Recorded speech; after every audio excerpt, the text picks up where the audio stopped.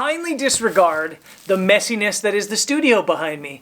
We have a new product in the house today sent by Fiamma, which is this awesome coffee brand here in Portugal. And they have essentially a premium home espresso machine that we think is amazing value, or at least on the surface spec level looks like an amazing value.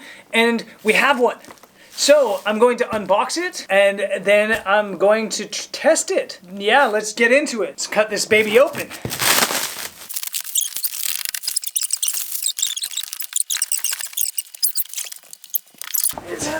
Oh God, oh my back. Okay.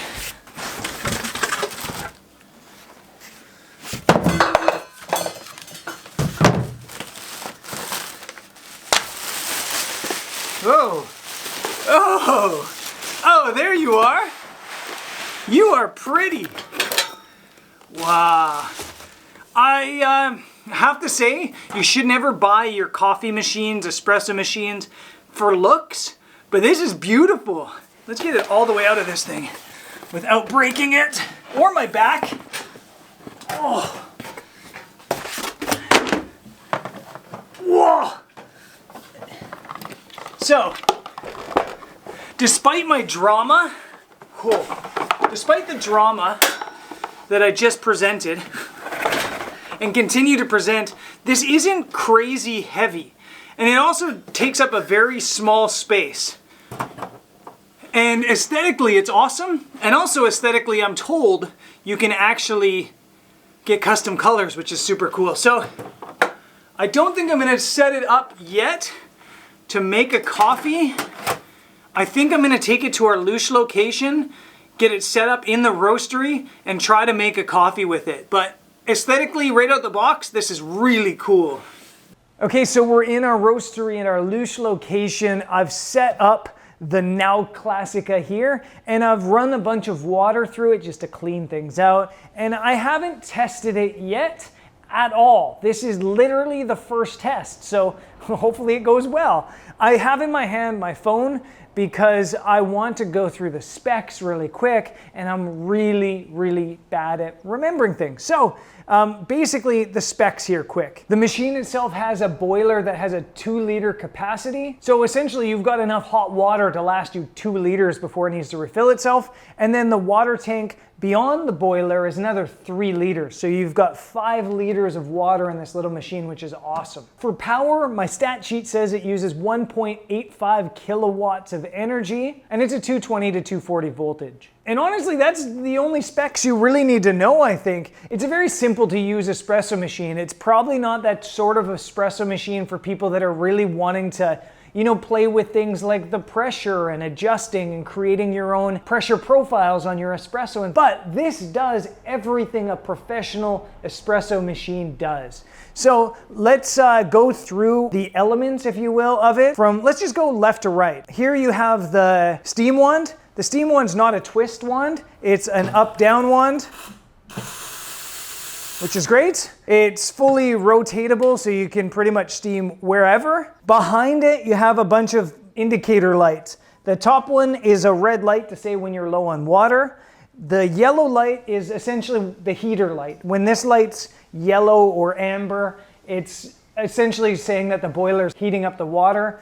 You probably shouldn't use it when it's yellow. And then green essentially means go, although yeah, it is on. Okay, so the green means go. And then just below it, you have the pressure of the boiler. So that's basically saying you have steam. Sweet. On the middle of the espresso machine, you have the group right here. It's a single group. And you've got this awesome feature on the top, which is a timer. So you push that and you can start timing your shot.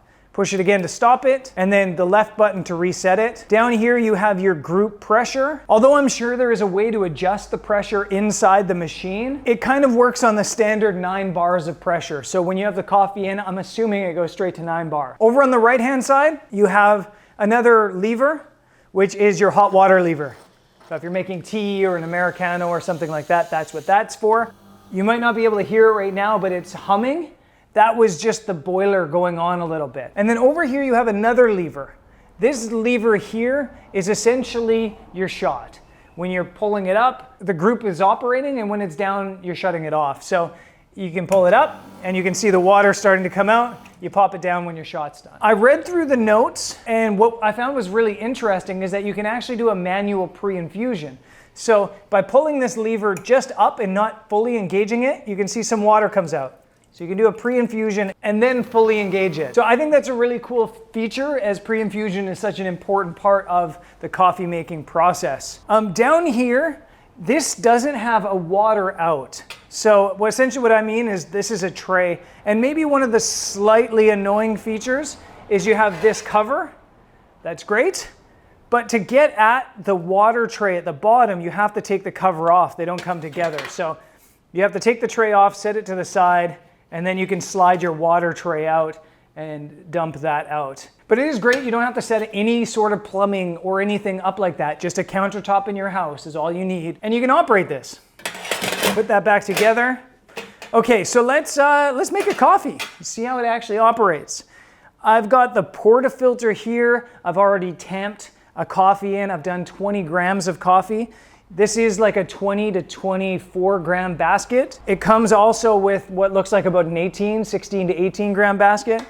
And it comes with a tiny little basket, which maybe is like a 10 gram basket. I'm a little surprised it doesn't come with a single outlet base for the portafilter. So you've always got the two spouts. It does also come with a blank puck for cleaning, which is great as well. And it also comes with a little brush for cleaning.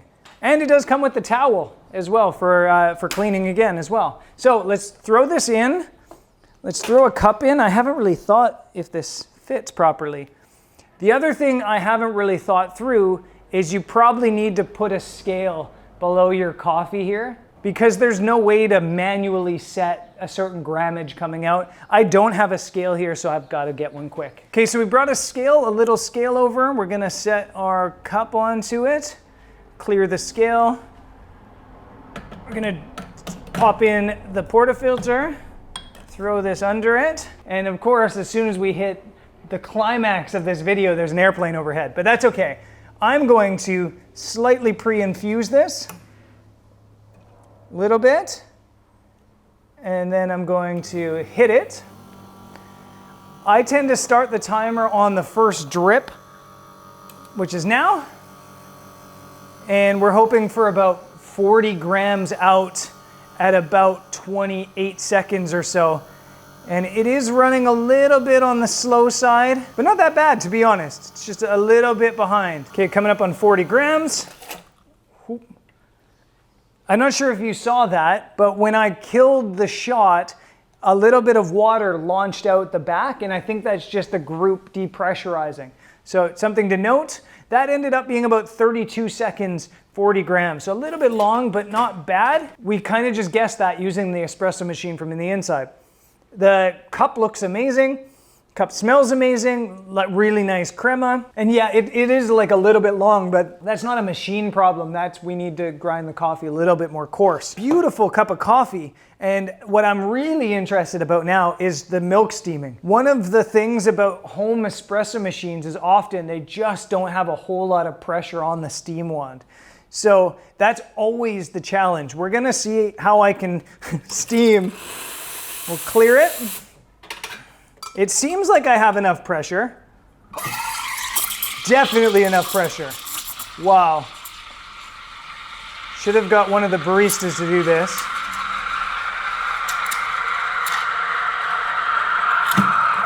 Whoop. Yeah, nice. The one thing I noticed is when you have this up and you want to kill it, you kill it too far, it goes down and it stays on. So you just have to gently tap it down. But yeah, that was definitely enough pressure. My milk isn't great, but that's not the machine's fault. That's my fault. I'm not a barista. But let's see if we can do some latte art into it. Yeah, easy. Honestly, I'm using oat milk because I can't drink cow's milk. And though my latte art isn't the greatest in the world, definitely possible to do latte art and create yourself a little flat white. And that's delicious. Honestly, yes, the coffee ran a little bit longer and it could be better, but there's nothing that this little machine can't do that a professional machine does, other than maybe the pressure profiles and creating your own like timing profiles based on the amount of water that passes through, just to make your life a little bit easier. But value for the money, this is fantastic. Got a little cup holder area on the top, fits into a nice small little area in the house, only weighs 29 kilos, even though that was embarrassingly heavy for me to lift. And awesome little machine. We're gonna be using this in a lot of our videos just because it's very easy and practical to use. If you want more information about this particular espresso machine, check the link in the description of this video for a blog post all about it, and we'll see you on the next video.